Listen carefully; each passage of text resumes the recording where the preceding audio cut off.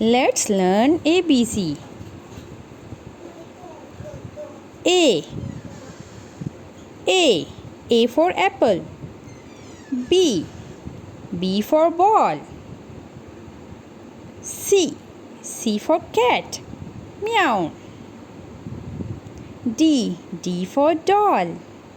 D for doll. E for elephant. E for elephant. F for fish. F for fish. G for giraffe. G giraffe.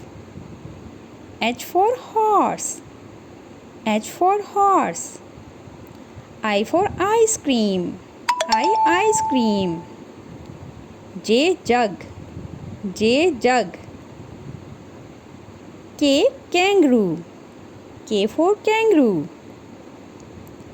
L for lion. L for lion.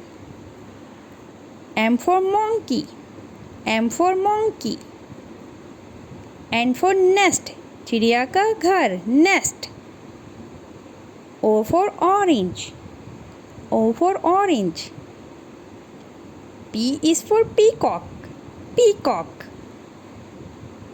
Q is for quill.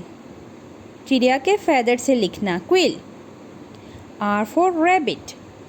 R for rabbit. S for stars. Stars. T for tomato. T for tomato. U for umbrella. U for umbrella. V for van. Van. W for watch. W is for watch.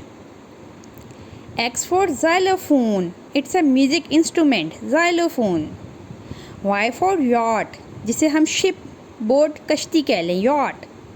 Z for zebra. Z for zebra.